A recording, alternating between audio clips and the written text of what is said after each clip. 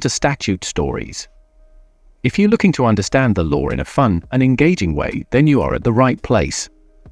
In this video, we will discuss sections 131 to 140 of the Pakistan Penal Code, PPC. So let's get started. Section 131, abetting mutiny or seducing military person from duty, anyone who encourages or helps an officer, soldier, sailor, or airman in the Pakistani Army, Navy, or Air Force to commit mutiny, or attempts to persuade them to abandon their loyalty or duty, will face punishment includes life imprisonment or imprisonment for up to 10 years, along with a fine. Suppose John persuades a group of Navy soldiers to leave their position to revolt against their commanding officer and disobey order. John can be punished with life imprisonment or up to 10 years in prison, and a fine for abetting the soldiers to commit mutiny. Section 132, abetting mutiny in the armed forces, anyone who encourages or helps an officer, soldier, sailor, or airman in the Pakistani Army, Navy, or Air Force to commit mutiny, and if the mutiny occurs as a result, will face severe penalties of death, life imprisonment, or imprisonment for up to 10 years, along with a fine. For example, Sarah persuades several airmen to disobey their commanding officer and take control of the airbase, leading to an actual mutiny. Sarah faces the possibility of a death sentence, life imprisonment, or up to 10 years in prison, along with a fine, for her role in abetting the mutiny. Section 133, abetting assault on superior officers in the armed forces. Anyone who encourages or helps an officer, soldier, sailor, or airman in the Pakistani Army, Navy, or Air Force to assault a superior officer while the officer is performing their duties will face punishment for up to 3 years and a fine. For example, Sarah helps a sailor plan and carry out an attack on their superior officer while the officer is inspecting the ship.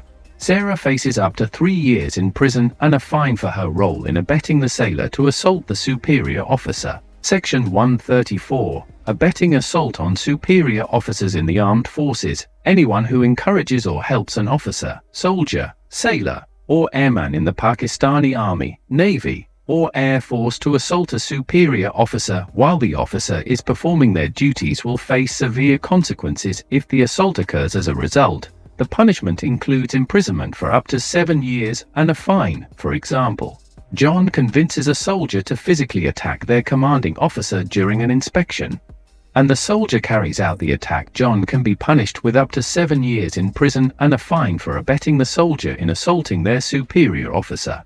Section 135, abetting desertion in the armed forces, anyone who encourages or helps an officer, soldier, sailor, or airman in the Pakistani Army, Navy, or Air Force to desert their post will face legal consequences. The punishment includes imprisonment for up to 2 years and a fine. For example, Sarah helps sailors plan and execute their escape from the Navy, encouraging them to desert their service. Sarah faces up to 2 years in prison, a fine, or both for her role in abetting the sailors. Section 136, harboring deserters from the armed forces, anyone who knowingly shelters an officer, soldier, sailor, or airman who has deserted their post in the Pakistani Army, Navy, or Air Force will face punishment including imprisonment for up to 2 years, a fine, or both. Exception, when the deserter is harbored by their spouse, wife or husband. For example, John provides a hiding place for a soldier who has deserted their post. Knowing that the soldier is avoiding military duty, John can be punished with up to 2 years in prison, a fine, or both for harboring. Section 137, concealing deserters on merchant vessels. The master or person in charge of a merchant vessel will face a penalty if a deserter from the Pakistani Army, Navy, or Air Force is found concealed on board. Even if the master is unaware of the concealment, he can be fined up to 500 rupees if it is determined that the concealment was due to his neglect of duty or lack of discipline on the vessel. Suppose Captain Smith of a merchant ship fails to inspect his vessel properly, and a deserter from the Navy hides on board. The deserter is later discovered by checking authorities. Captain Smith can be fined up to 500 rupees because the concealment happened due to his neglect of duty. Section 138, abetting insubordination in the armed forces. Anyone who encourages or supports an act of insubordination or provocation of an officer, soldier, sailor, or airman in the Pakistani Army, Navy, or Air Force, knowing it to be an act of insubordination, will face legal consequences if the insubordination occurs as a result. The punishment includes imprisonment for up to 6 months, a fine, or both.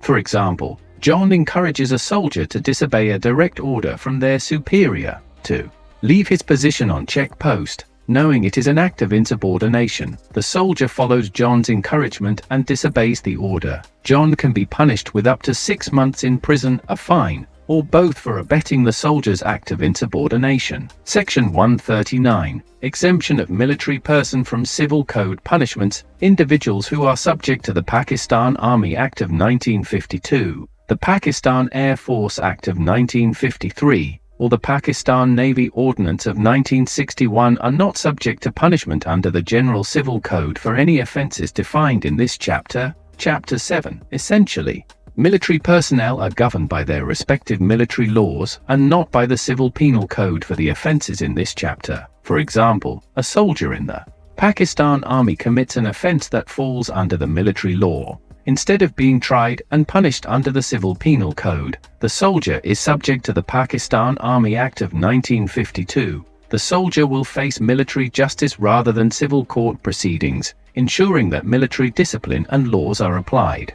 Section 140. Impersonating military personnel. Anyone who is not a soldier, sailor, or airman in the Pakistan military, navy, or air service and who wears a uniform or carries a token resembling those used by military personnel, with the intent to be mistaken for such, can be punished up to 3 months of imprisonment, a fine of up to 500 rupees, or both. For example, a civilian wears a military uniform to a public event, intending to impress others by pretending to be a soldier. This person could face legal consequences because he is impersonating military personnel, which is against the law. He could be jailed for up to 3 months, fined up to 500 rupees, or both. Thanks for watching. Like, share, and comment. Follow for more videos. Take care, see you soon.